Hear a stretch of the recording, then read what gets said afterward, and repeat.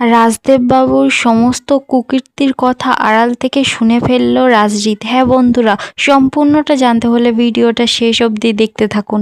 ধারাবাহিকের শুরুতে দেখা যাচ্ছে বিদ্যা তো রাজজিৎকে বলছে, আমি তো এতদিন তোমার সব আবদার মিটিয়ে এসেছি, এই শেষ আবদারটা নয় মেটাবো, এরপর তো অন্য কেউ আসবে আবদার মেটানোর জন্য। বিদ্যা তো এবার সমস্ত ছাত্রছাত্রীকে বলছে, তাহলে বয় অ্যান্ড গার্লস সবাই ক্লাসে চলো, প্রথম ক্লাস করব, তারপর নয় আবদার মেটাবো, মানে রিহার্সেল করাবো। সকল ছাত্রছাত্রী তো এবার ওখান থেকে চলে যায়। বিদ্যা এবার যখনই যেতে যাবে, বিদ্যার সামনে তো রাজদেব বাবু এসে দাঁড়ায়। রাজদেব বাবু তো এবার বিদ্যাকে বলছে, এখানে তুমি কি করছিলে? বিদ্যা তো তখন বলছে, আমি ক্ষুদ্র হতে পারি কিন্তু তুচ্ছ নয়। অর্থের দিক থেকে হয়তো আপনার থেকে আমরা অনেক পিছিয়ে আছি, কিন্তু ডিগ্রির দিক থেকে যদি দেখা হয় আপনি কিন্তু আমাদের ধারে পাশেই নন, ধারে পাশেও দাঁড়াতে পারবেন না। তাই বলছি যে সকল শিক্ষক অধ্যাপিকারা আছে তাদের কিন্তু তাচ্ছিল্য করবেন না। আমাকে না পুরো কলেজ প্রফেসর বিবি নামে চেনে, আর আপনার এই যে কলেজে যে মাথায় বসে আছে না, সে আমাকে আজকে এখানে ডেকেছিল, একটা আবদার করেছে আমার কাছে, সেই আবদারটাই মেটাতে আমি এখানে এসেছি। তখন তো রাজদেববাবু বলছে, কি আবদার? এমন কিছু আবদার নয় যেটা মেটানো যাবে না, আপনার ছেলে না পুরো আপনার মতোই হয়েছে, ডিএনএ কথা বলে তাই না? তখন তো রাজদেববাবু রেগে মেগে চিৎকার করে বলছে, প্রফেসর বিদ্যা ব্যানার্জি। বিদ্যা তো তখন বলছে, একদম গলা উঁচু করে কথা বলবেন না, চিৎকার করবেন না একদম, আপনার আর আমার মধ্যে কিন্তু ফুটেরও দূরত্ব নেই, কিন্তু আপনি কিন্তু বেশি জোরে চিৎকার করলেন আপনারই কান খারাপ হয়ে যেতে পারে। কিন্তু রাজদেব বাবু তো তখন বলছে, এটা কিন্তু আপনার বায়োলজি ক্লাস নয় প্রফেসর বিদ্যা, এই কোম্পানির যে দায়িত্বে আছে তারই কিন্তু রুমে দাঁড়িয়ে আছেন প্রফেসর বিদ্যা। বিদ্যা তখন চিৎকার করে বলছে, যে দায়িত্বে আছে সে তো এখন পুতুলের মতন, আর এটা কিন্তু সবাই বোঝে, সবাই বোঝে কিন্তু স্যার। আর সুতোটা হচ্ছে আপনার হাতে, আপনি সুতো ধরে টানছেন, রাজজিৎ চ্যাটার্জি উঠছে আর বসছে। তবে আমরা মানে এই বিসিসি কলেজে যারা আছি আপনাদের হাতের পুতুল ভাববেন না। যাই হোক, আপনার সাথে কথা বলে সময় নষ্ট করে ছাত্রছাত্রীদের আর লাইফ নষ্ট করতে পারি না। ছাত্রছাত্রীদের লাইফ গড়াটা যখন আমার কাজ, তাহলে আপনার সাথে তর্ক করে আমার কোনো লাভ নেই। তো রাজজিৎ বিদ্যাকে বলছে, আপনি না খুব অভদ্র, সত্যি খুব অভদ্র। বিদ্যা তো এবার রেগে যায় আর বলছে, স্বরবর্ণের প্রথমে কিন্তু অ হয়, আর অর পাশে কিন্তু আমি অনেক কিছুই বসাতে পারি, অনৈতিক, অভদ্র, অসভ্য। তাই বলছি, ওই যে ভদ্রতার পাশে আপনি অশব্দটা ব্যবহার করলেন না, মানে অভদ্র, সেটা কিন্তু না আমি মেনে নিলাম। বাকি যে আমি শব্দগুলো ব্যবহার করলাম সেগুলো সাজিয়ে রাখবেন আপনার বাবার জন্য। অনৈতিক, অসভ্য, অমূলক, অন্যায়, অনাচার, আর কত শব্দ আমি বলবো, সমস্ত কিছু আপনার বাবার জন্য আপনি তুলে রাখবেন।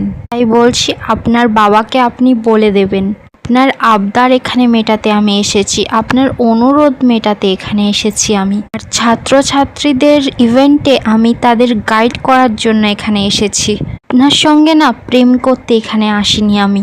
বলে তো বিদ্যা এবার ওখান থেকে চলে যায়। রাজদেব বাবু তো এবার নাটক করা শুরু করে দিয়েছে, রাজজিতের কাছে গেছে আর বলছে, রাজজিৎ তুমি না জোর বাঁচান বেঁচে গেছো, এরকম একটা মেয়ের সাথে না সংসার করতে হলে তোমার লাইফটা হেল হয়ে যেত।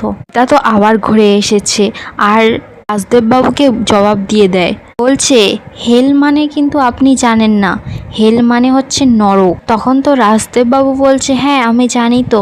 বিদ্যা তো তখন বলছে, হ্যাঁ আপনি জানেন, আপনার বাড়িটাই তো আসলে হেল, এখানে আপনার মতো মানুষেরা থাকেন। রাজজিৎ তো এবার চিৎকার করে বলছে, আপনি কিন্তু মাত্রা ছাড়িয়ে যাচ্ছেন। বিদ্যা তো এবার বলছে, ব্যক্তিগত জীবনে নাক গলালে তো মাত্রা ছাড়াবই। বিদ্যা তো এবার রাজদেব বাবুকে বলছে, যাই হোক স্যার, আমাদের এই মিউজিক ইভেন্টে কিন্তু আপনি আসবেন, আমাদের কলেজের ছাত্রছাত্রীরাই কিন্তু এবছর ইভেন্টে ফার্স্ট হবেন, এটাই আমি কথা দিয়ে গেলাম। আর হ্যাঁ, আরেকটা কথা দিয়ে গেলাম, কিন্তু আপনার ছেলের সাথে কিন্তু এবার সোজা কোর্টে দেখা হবে, কথা হবে। বিসিএসআই কলেজ ভার্সেস বিদ্যা, তারা কলেজ থেকে শুরু করে তারা রাজ্য বসে আছে আমাদের এই নিউজটা জানার জন্য, আর সেদিন সেই সত্যটা সকলের সামনে আসবে। তখন তো এবার রাজদেব বাবু বলছে, আপনি যে উকিলটা অ্যাপয়েন্টমেন্ট করেছেন না, এই উকিলের তো অনেক ফিস, কোত্থেকে দিচ্ছেন এত টাকা? এখন তো আমার মনে হচ্ছে ওই কনিষ্ক বিশ্বাসী পিছন থেকে টাকা দিয়ে যাচ্ছে সব। তো এবার সরাসরি রাজদেব বাবুকে বলছে, মিস্টার রাজরিত চ্যাটার্জি কিন্তু এটা জানেন না কনিষ্ক বিশ্বাস যে ব্যাংক থেকে আমার অ্যাকাউন্টে টাকা ট্রান্সফার করছে, এই ব্যাংকের ম্যানেজারের সঙ্গে ডিরেক্ট দেখা করিয়েছেন আপনি কনিষ্ক বিশ্বাসকে সাথে নিয়ে। পারলে আপনার ছেলের সাথে ওই কনিষ্ক বিশ্বাসের সাথে দেখা করিয়ে দেবেন, তাহলে উনি বিচার করবেন কে ভালো পাত্র, উনি না কনিষ্ক বিশ্বাস। শিওর যে উনি কনিষ্ক বিশ্বাসের সাথে দেখা করলে উনি নিজেকে জেলাস ফিল করবে, তাই না আমার এক্স শ্বশুর মশাই? রাজরিত তো এবার কথাগুলো শুনেই চমকে যায় আর বলছে, কি বলছেন কি আপনি? রাজরিত এবার উঠে দাঁড়ায় আর বলছে, ড্যাডি সব জানে? তা তখন বলছে, হ্যাঁ আপনার বাবা তো সব জানে, আপনার ড্যাডি তো জানবেই, কারণ আমি কলেজে যখন বায়োলজি ক্লাস করাই তখন আপনার ড্যাডি তো গল্প লেখে, সেটার ক্লাইম্যাক্সটা না খুবই যন্ত্রণার, অনেকগুলো মানুষের না হেরে যাওয়ার কাহিনী। রাজরিত তখন বলছে, হেরে যাওয়ার কাহিনী মানে ওরা কারা? বিদ্যা তখন বলছে, মানে বাকি কারো চিনি না, কিন্তু দুজন মানুষকে চিনি, এক হচ্ছে আমি আর এক হচ্ছে আপনি। বলে তো বিদ্যা এবার ওখান থেকে চলে যায়। রাজরিত তো এবার রাজদেব বাবুর কাছে এসেছে, বলছে, ড্যাডি ও কি বলে গেল এসব?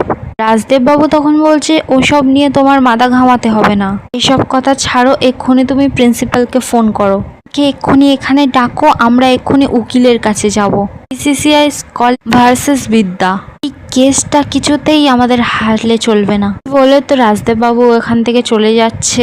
রাজরিত তো তখন চিৎকার করে বলছে, ড্যাডি আমার প্রশ্নের উত্তরটা দিয়ে যাও। রাজরিতের তো এবার সন্দেহ হয় আর একা একা বলতে থাকে, এটা তো অবাক বিষয়, ড্যাডি তো কখনো আমাকে বলেনি যে ওই কনিষ্ক বিশ্বাসকে চেনে। পরদিকে দেখা যাচ্ছে বিদ্যা তো রিহার্সাল শুরু করে দিয়েছে স্টুডেন্টের নিয়ে, একটা নাচের রিহার্সাল করছে, সুন্দর সুন্দর যে স্টেপ দেখাচ্ছে সবাইকে।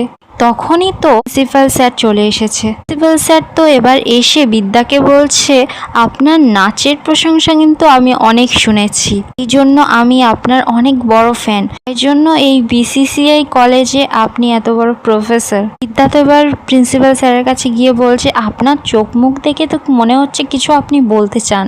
প্রিন্সিপাল স্যার তখন বলছে, হ্যাঁ আপনি তো খুব বুদ্ধিমতী। তখন বলছে, এসব কথা ছাড়ুন, কি বলতে চান বলুন। স্যার তখন বলছে, আপনার এই প্রোগ্রামটা। বিদ্যা তখন বলছে, আপনি এই প্রোগ্রামটা নিয়ে কিছু বলতে চান না সেটা আমি বুঝতে পেরেছি, আপনি অন্য কিছু বলতে চান। প্রিন্সিপাল স্যার তখন বলছে, হ্যাঁ আপনি ঠিকই ধরেছেন, আপনাকে এই কলেজ থেকে HOT করা হবে। HOT মানে হেড অব দ্য ডিপার্টমেন্ট। বিদ্যা তখন বলছে, হঠাৎ এত উচ্চ পদে তোলার কারণ কি? প্রিন্সিপাল স্যার তখন বলছে, কারণ আপনি এত দক্ষযোগ্য মানুষ, তো ট্যালেন্টেড মানুষ, আপনাকে তো এই হেড অব দ্য ডিপার্টমেন্টে থাকার কথা। বিদ্যা তো তখন বলছে, এখন যিনি আছেন হেড অব দ্য ডিপার্টমেন্টে তিনি কি করবেন? প্রিন্সিপাল স্যার তখন বলছে, উনি তো সরে যাবেন।